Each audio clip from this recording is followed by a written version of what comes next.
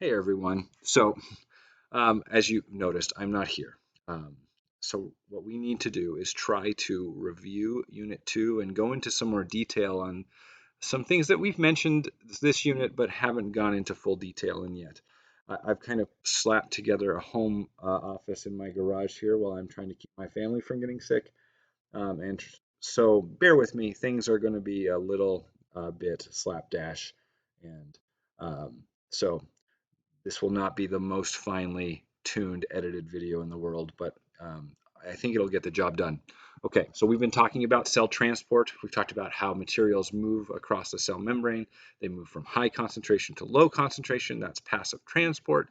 And that we can also have active transport. Active transport is when materials move from low concentration to high concentration. And the big difference there is that active transport uses energy sometimes in the form of ATP. Sometimes there are other sources of energy, but we can talk about that another time. But there is another way that materials move in and out of the cell. Um, these are this is called bulk transport or exo and endocytosis. Exocytosis is when a cell is trying to expel something. The things it might expel are waste. Some living things get rid of waste this way, and or it could just be something it's trying to add to its environment. Think of like cells in your body that need to secrete things. The cells of the pancreas need to secrete insulin so that your body maintains homeostasis. The cells of your nasal cavity need to secrete mucus. So what happens is the thing that we need to secrete is going to end up in a vesicle. Sorry, I lost track of my mouse there. So it's going to end up in a vesicle, and then that vesicle fuses with the cell membrane, and all those secreted proteins end up outside the cell. That's exocytosis. Endocytosis is simply the opposite. So what happens in endocytosis is we have some material outside the cell that needs to get inside. The cell membrane folds in on itself and forms a vesicle on the inside, and then that vesicle is moved through the endomembrane system to wherever it needs to go. Um, Usually this is going to happen in one of three ways. Let's say there is a large object that the cell wants to absorb. Let's say we've got a white blood cell, and outside the cell, there is some bacteria, and the white blood cell wants to kill it. So, what does it do? The cell membrane fuses around it and absorbs that bacteria.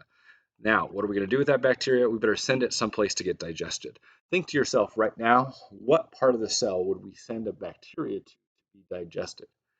And if you thought lysosome, then you are like almost ready for that test. Okay. Another thing that could happen is a cell might just need to make a vesicle with uh, water in it. If that case, like there's water right outside the cell, so why don't we just make that vesicle by absorbing material outside of the cell? So that's called penocytosis. A plant might use this to make its vacuole larger, just absorb some water from the outside of the cell and then fuse that vesicle with the large vacuole at the center of the cell. Every once in a while, a cell needs to absorb a very specific thing from its environment. So let's say that very specific thing is this blue fella right here. So we want to get as many of these little blue guys as possible. So what happens is cells will have proteins embedded in their membrane that lock into place with those little blue fellas. So those target cells bind to the proteins. Once enough of those target cells bind to the proteins, that triggers a reaction in the cell where the cell folds in on itself and absorbs those blue target molecules, whatever they may be. So this type of endocytosis only happens when those blue receptors are in place. So we say that this is receptor mediated endocytosis. So this would be a way to find a very specific thing in the environment and absorb it, but only when it's present. We wouldn't want to just be absorbing material if that receptor isn't present. So receptor mediated endocytosis is that type. Okay, so this leads me to um, an idea that we have talked about before, but let's go into more detail on it, and that's called endosymbiosis. Um, so there are a couple organelles of human cells and plant cells and animal cells, other eukaryotes that are thought to essentially be living cells that live inside the cells of other living things. Um, Namely, those are the mitochondria and the chloroplast. So it is thought that early on in the history of life, there was a very large cell that you could think of as being um, the ancestor to eukaryotes. Wasn't quite a eukaryote yet, maybe didn't have a nucleus yet, maybe it was working on it. It's thought that this cell, though, must have had um, started to develop an endomembrane system. It thinks that might have been the first thing that would have had to have happened. A complex system where it can form membranes on the inside of the cell. Remember, prokaryotes don't have those membranes on the inside of the cell. They have a cell membrane, and that's pretty much it. So once this started to happen, this would have been an advantage. It would have increased the surface area to volume ratio of that cell, which, as we have learned, is a good thing for cells. Then, excuse me, it's possible that these cells would have started absorbing other cells in their environment, and those cells would have been smaller. This cell would have gotten big because of its surface area to volume ratio improvements due to the infoldings of the membrane. So if it starts absorbing other cells, it could digest them, or it's possible it could have formed endosymbiotic relationships, meaning win-win relationships with other cells. So we know that there are bacteria that exist that are very similar to mitochondria. So those early mitochondria-like cells could have formed a relationship with uh, that large eukaryotic cell, and there are bacteria that are very similar to chloroplasts, and the same thing could have happened there. So it is believed that mitochondria are descended from early bacteria that fused with those early eukaryotic cells. And it is believed, in the same regard, that chloroplasts are descended from photosynthetic bacteria. So it's like there are cells living in these cells that are that have formed a win-win relationship with the cell itself. So you have to ask yourself, if that's true, what sort of evidence would you expect to see? So let's talk about the evidence. And I would say there are 5 important pieces of evidence that support the theory of endosymbiosis. The first is the fact that both of these organelles, the chloroplast and the mitochondria, they both have double membranes. Excuse me again. So they have an inside membrane and an outside membrane. In some cases, the outside membrane and the inside membrane in some types of these eukaryotic cells are actually made of different material, where the inside membrane is more bacteria-like and the outer membrane is more eukaryotic-like. So we got this bacteria-like membrane on the inside, which would make sense with the way that they were enveloped. Secondly, both of these types of organelles are susceptible to antibiotics that kill bacteria. So we have drugs that are meant to kill bacteria because bacteria cause infections. But it turns out that these drugs that kill bacteria oftentimes will also affect the mitochondria, which can be bad. It's one of the reasons why antibiotics have side effects. Now, why would these drugs target mitochondria? Because mitochondria are essentially bacteria too. And the same thing is true for the chloroplast. Third, they reproduce on their own. Other organelles are produced by processes of the cell itself. Ribosomes are made by the nucleolus. The the endo the Golgi apparatus is produced by the operation of um, the endoplasmic reticulum. Vacuoles and vesicles are produced by the endoplasmic reticulum. The endoplasmic reticulum is essentially an outfolding of the nucleus itself. So all of these processes work together to make each other, except the chloroplast and the mitochondria. They reproduce on their own. They have self-reproduction. And guess what? The process that they use to reproduce is very similar to the process that bacteria used to reproduce, called binary fission. Okay, next up, DNA. No other organelle besides the nucleus itself has its own DNA. Lysosomes don't have their own DNA. Golgi apparatus doesn't have its own DNA. But the chloroplasts in the mitochondria, they have their own mitochondrial DNA, chloroplastial DNA. They have their own special DNA, and that the DNA that they have has certain genes that are used to do the things that they need to do, that are separate from the nuclear DNA, as we call it. And the last thing is, the both of those organelles have their own ribosomes. And when you compare the ribosomes found in the mitochondria to the ribosomes found in any other part of the cell, the ribosomes are different. Guess what? The ribosomes found in mitochondria are more similar to the ribosomes found in bacteria than they are to the ribosomes found in the rest of the eukaryotic cell. They are a different structure. They're made a different way. So it's like the mitochondria has its own self-made ribosomes that are made in the bacteria way. So all of this evidence points to the idea that mitochondria are descended from bacteria that live within our own cells. And chloroplasts, same idea, except in plants. Okay, moving on. So the fact that mitochondria have their own DNA leads to some useful, or some interesting uh, effects. So because mitochondria have their own DNA, we have an interesting pattern of inheritance when it comes to the DNA found in the mitochondria. In If I was to look at the DNA that makes up your nucleus, okay, so you have DNA that's called nuclear DNA. That came from both of your parents. So you got DNA from your mom and your dad, about 50-50.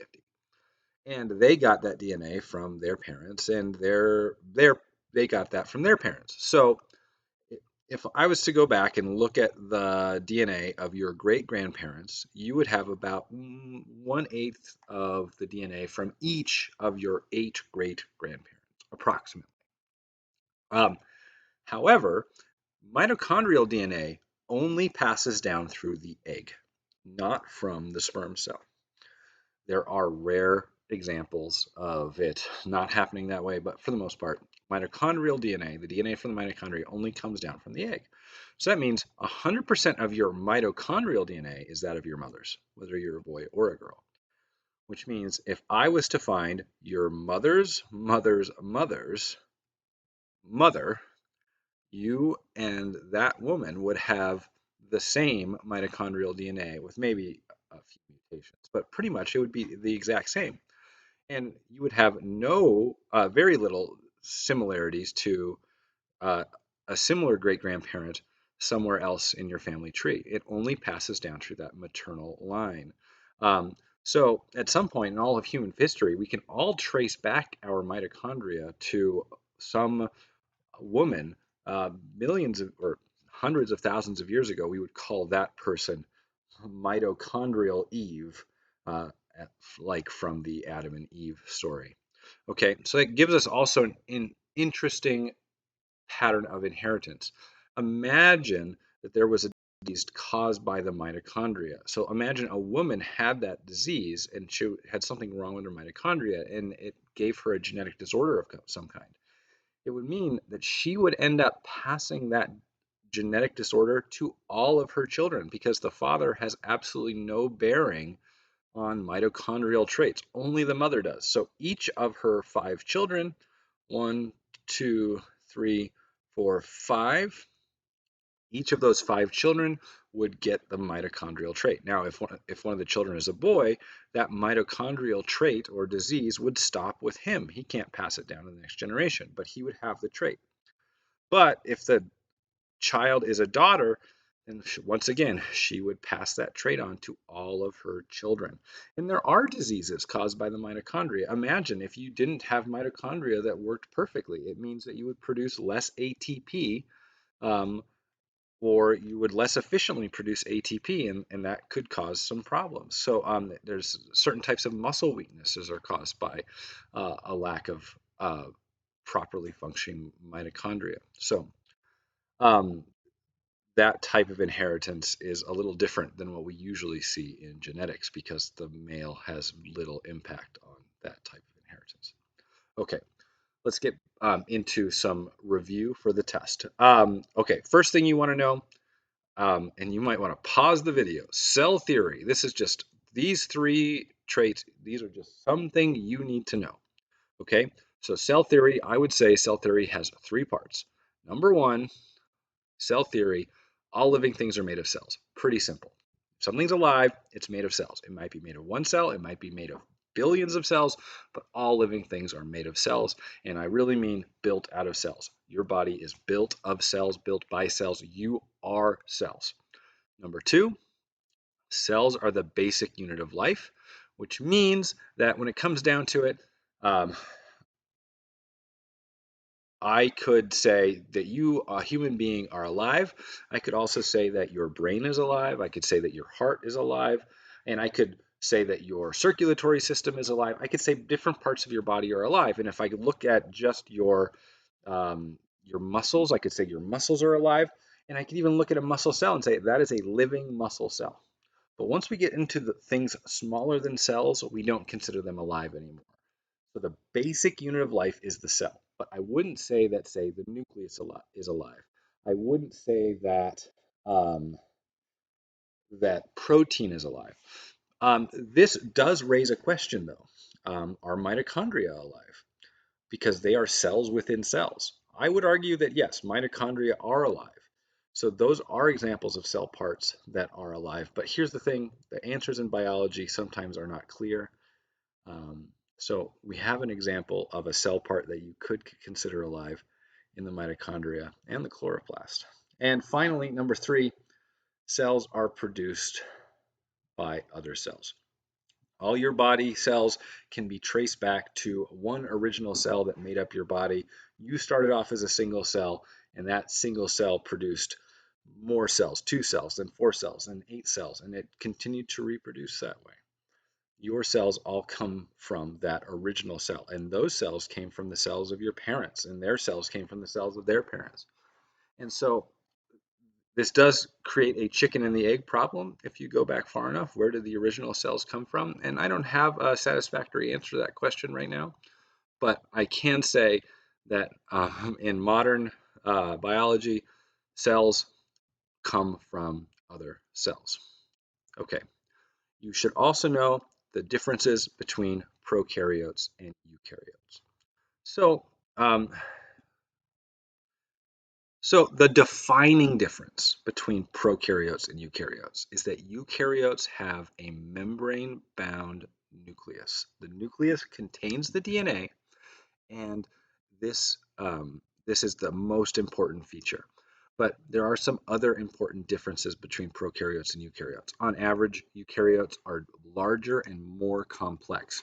They also have other membrane-bound organelles.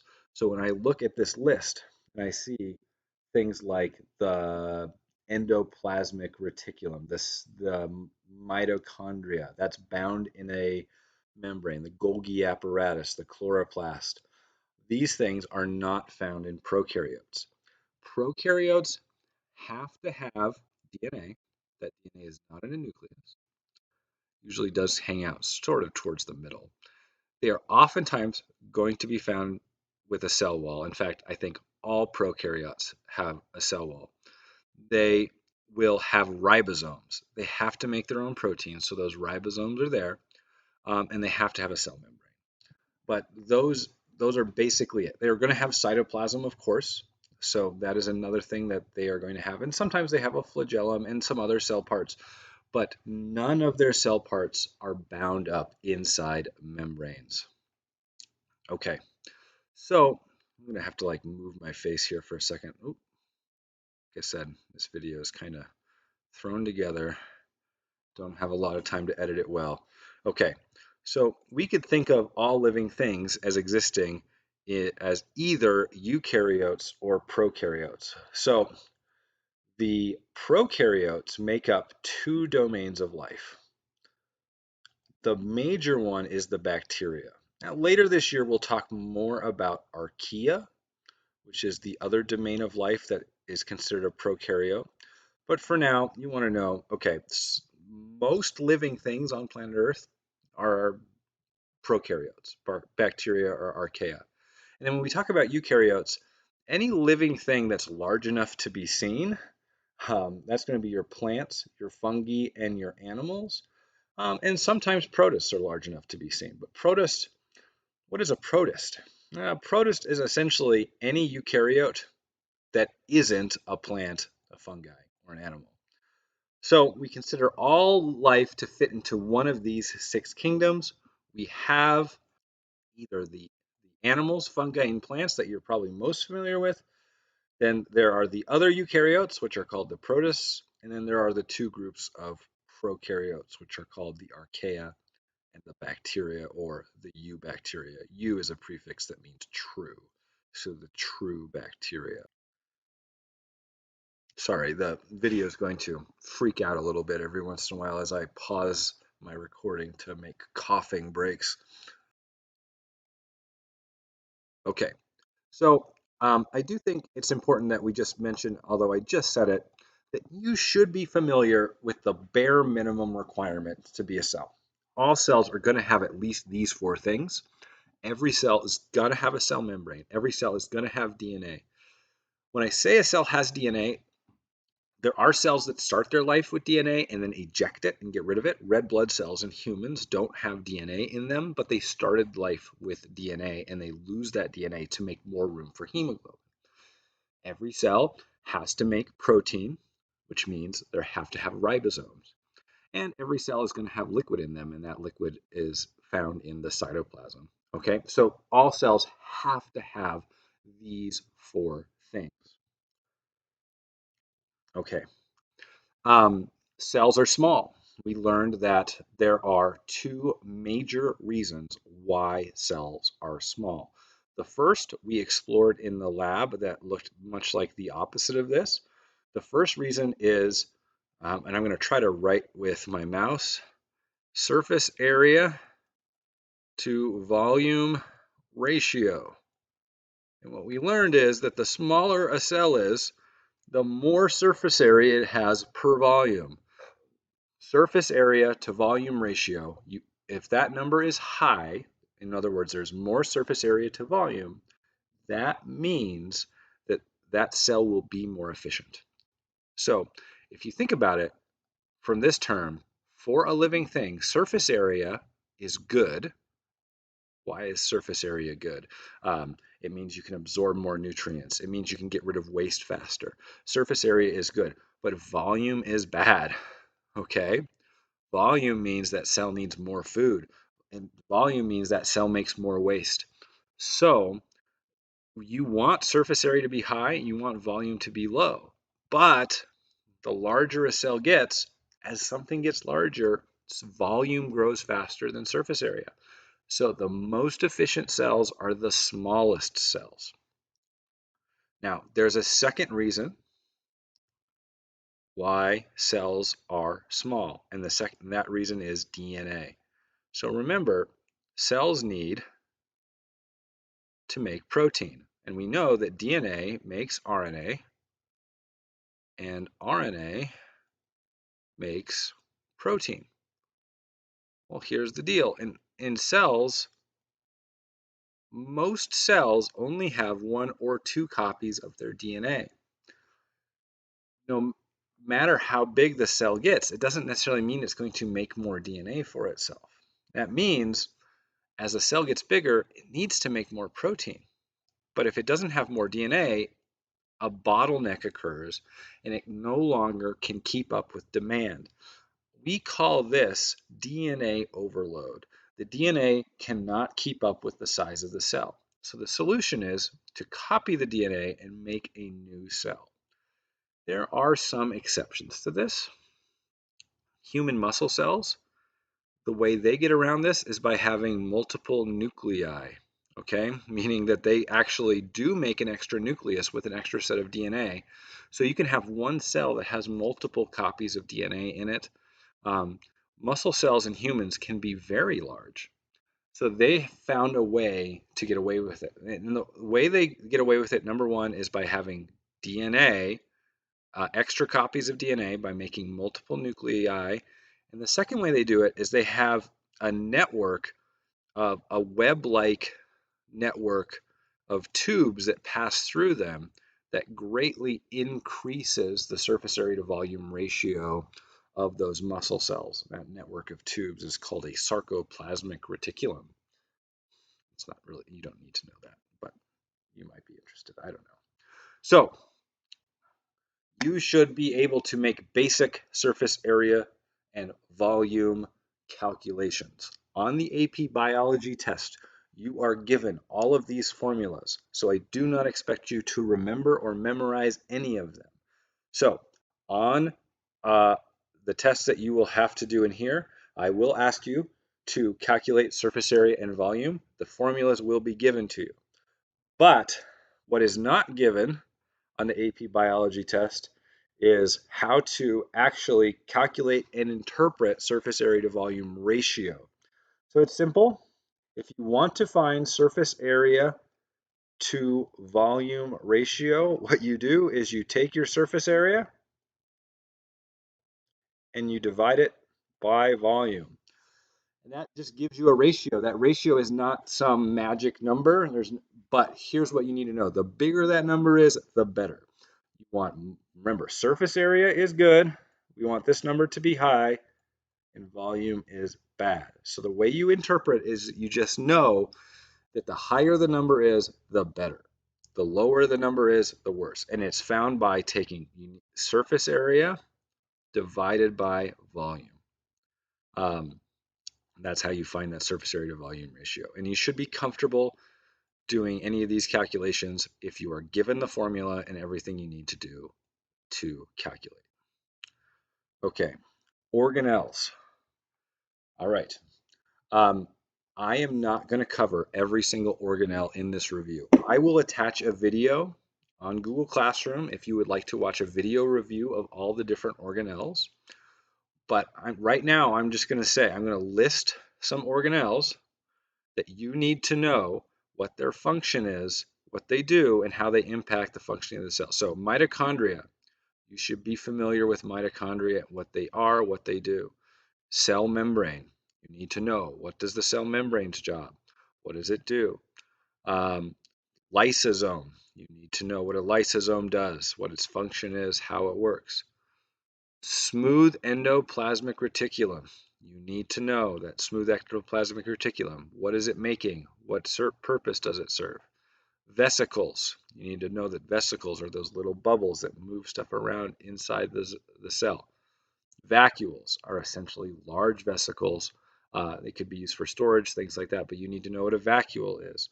You should know what the word cytoplasm means. It's that space in the cell that occupies the space inside the cell.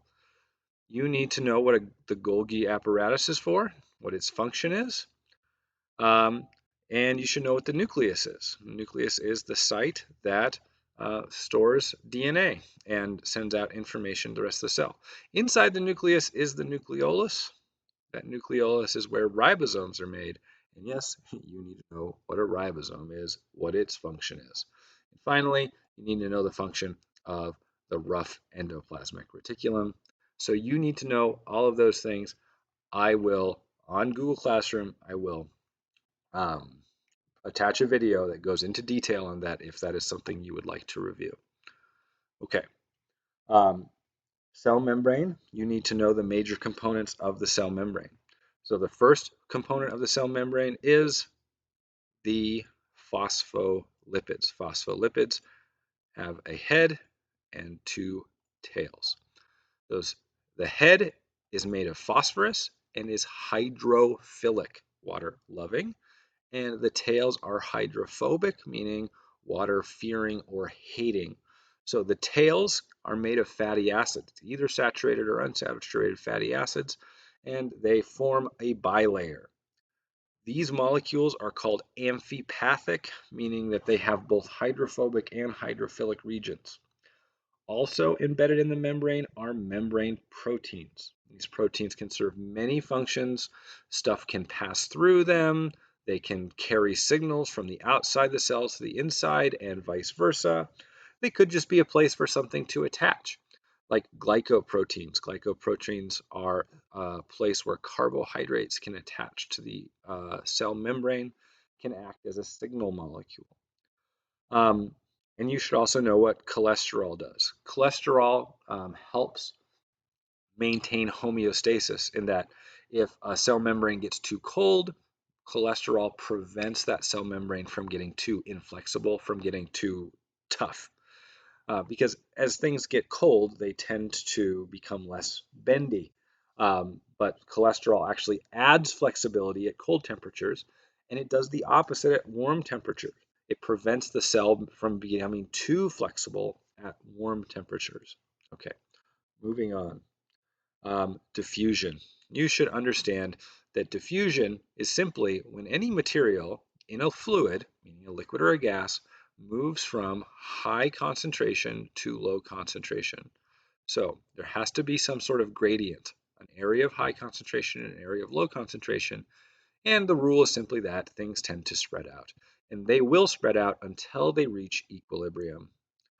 Um, Now, one thing I do want you to know is that when we have a chemical gradient, that chemical gradient can be a source of energy.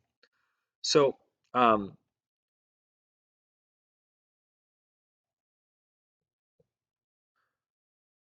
one thing we're going to learn about soon is this idea that what if we had energy and we took that energy, like this is my mitochondria, and we use that energy to pump a bunch of protons into this area of the mitochondria.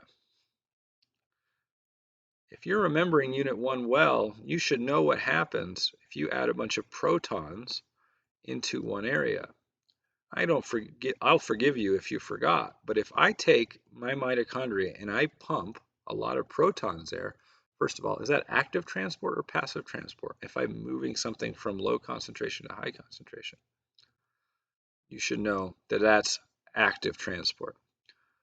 So if I am pumping a bunch of positive protons in this area, ask yourself, can those protons cross the membrane easily? The answer is no, because they are charged, and charged particles cannot pass across membranes easily. So now I have a bunch of plus charges on this side of the membrane. What is that going to mean about this side of the membrane here? Well, that's going to make this side of the membrane negative. And there is a name for what happens when you have a negative side and a positive side on opposite sides of a membrane. We have just created a voltage. And now I can use this voltage to create ATP and energy. So plus and negative, if you can separate positive and negative charges across a cell membrane, you have created a powerful source of energy. That's essentially what we're doing when we're creating concentration gradients. So anyway, one thing you should know is that materials are going to move across membranes from high concentration to low concentration. Um, and one thing I do want to mention before I move on more, lose track of my mouse again. Okay, in a situation like this one on the left, all the materials are just going to be moving this way. This situation in the middle, most of the materials are going to be moving this way. But every once in a while, you could have one move across that way. But the net movement is still always going to be from high side to low side. And equilibrium means that the movement is in both directions and equal. So we would say that that one has no net movement. Lastly, you need to be familiar with the process of osmosis. Osmosis is defined as water diffusing from high concentration to low concentration across a semi-permeable membrane. Break that down. First of all, we're always talking about water. Osmosis is the moving of water. The water has to be crossing a membrane, as in a cell. And remember, the water will always move to where the water is more concentrated to where the water is less concentrated. A, maybe an easier way to remember this is to know that water will move from pure to impure. Water moves toward impurities. It's not uncommon for doctors to say that water moves towards salt. We're talking about the human body. Water moves to salt because salt is an impurity. It doesn't have to be salt. It could be protein, it could be sugar. But water will move towards impurities. Note, it is important when we say that the water is moving across a semi-permeable membrane. So in this picture, look at the setup at the beginning on the left-hand side. Looking at that, the red dots represent the red dots represent salt. Could be sugar, could be anything. And you should ask yourself, okay, which side has the more pure water? Well, the side on the left. So we have a high concentration of water here, and that water will diffuse from the high side to the low side. This only works because the salt is not crossing the membrane. Imagine if the salt could cross the membrane. Then what would end up happening is everything would just even out. But because the salt is not moving across the membrane, only the water moves across the membrane. And this actually generates a force. This creates a negative pressure on the right-hand side, and it drives water this way, which will actually push water up here and drop the water down here. Um, so this can create three possible environments for a cell. Those three environments are isotonic. Isotonic is equilibrium. It is when the water potential is equal on both sides of the cell. You could have hypotonic. Hypotonic means that the water is flowing into the cell. If you think about it, this means that there's higher water potential outside the cell and lower water potential inside the cell. Now remember, solutes reduce water potential. So that means there's more salt or sugar or some solute inside the cell, and the water is more pure outside the cell. Let me move my face here for this video. Let's see, there we go. Moving my face. Okay, so that's better. So now the hypertonic solution, this is one in which the water is flowing out of the cell. That would mean that there's lots of impurities outside the cell. There is a low solute potential. There's a low water potential outside the cell. When you add salt, it creates negative pressure, essentially, and it draws water from the cell out. Water moves towards those impurities. That's hypertonic. Okay, so on the test, you will be required to calculate water potential. I'm just going to hide my face down here. You will be given all the formula. You do not have to memorize them on the actual AP Bio test. Um, you will have to calculate using this formula, and you'll always be given the formula. This is exactly the wording that's written on the AP Bio test. And it even tells you that the ionization constant I is 1 for sucrose because sucrose is not ionized in water. But you do have to know that salt, if you are doing a problem where you're dealing with salt, salt has an ionization constant of 2, and that's one you just have to know. Sucrose is 1, you have to know salt is 2. And you have to be able to make those calculations. The other thing you have to know is that water is always going to move towards the more negative number. So if the solute concentration over here is 0 and over here is negative 13, the water will flow from the 0 towards the negative 13. What this will actually do is cause the water level to rise over here and lower over here. At some point, the difference in air pressure caused by this will stop that movement. It will balance out because of the difference in water pressure, but it will drive water to move over here and actually flow and generate an upward force and cause the water to push up. Okay, so as an example, let me move my face again. Okay, so here I have an example of a YouTube problem. Hey, a YouTube problem. That's funny to me. Okay, so here I have zero point 0.6 moles of sucrose and zero point 0.2 moles of salt and zero point 0.2 moles of sucrose and zero point 0.3 moles of salt. Now, you could calculate the solute potential on both sides.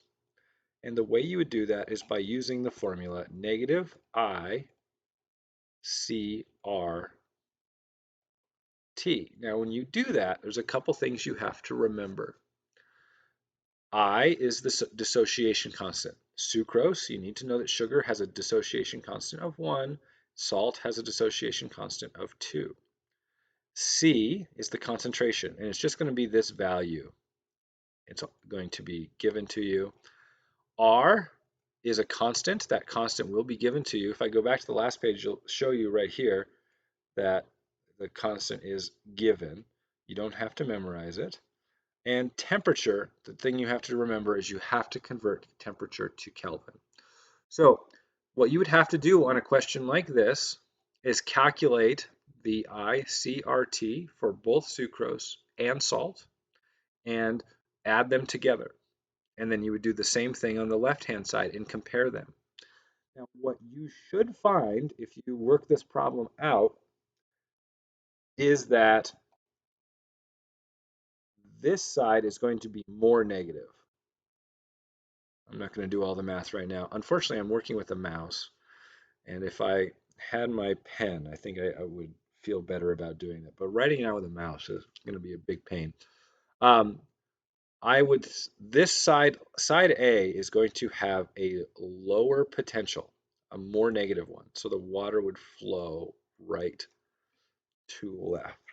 Um, so anyway, uh, be ready to see a problem like that and be able to plug in the information for ICRT and calculate water potential. Okay, so now I'm going to wrap up the video. It's been almost half the class. Here's a couple things I want to say. If you have any questions, email me. I will answer the question and post my answers on Google Classroom for the whole class. I might do a video if there are lots of questions. Otherwise, I might just post them on Classroom. I'm posting this video on Google Classroom. You can watch it again if you want. And I'm posting another teacher's review video where she covers the organelles in more detail. And if you want to watch her video, it's also about 45 minutes long. I also encourage you to get used to like watching these sorts of things on YouTube and fast forward, like watch them at 1.5 times speed. Don't feel bad about doing that. What else can I say? Email me with questions. I'm not going to worry about the homework right now. We'll take care of that next week. If you did the homework, thank you. The test will be Wednesday. There's also Quizlet is posted on Classroom. Review through that. You can read through the book, all the modules of Unit 2. There won't be a ton of emphasis on Module 12, which we didn't do the reading for. Module 12 is all about endosymbiosis. And you should be familiar with the idea but you don't need to know it in incredible detail. Um, Meaning you should understand, oh, that the mitochondria, yeah, that is a cell within a cell. And but I didn't assign the reading. Other than that, you should expect that material in the test will appear from all the other modules in Unit 2. Okay, email me if you have any other questions. I am sorry that I am not in class today. Um, I will post more contact info on Google Classroom. All right, good luck. I will see you next week.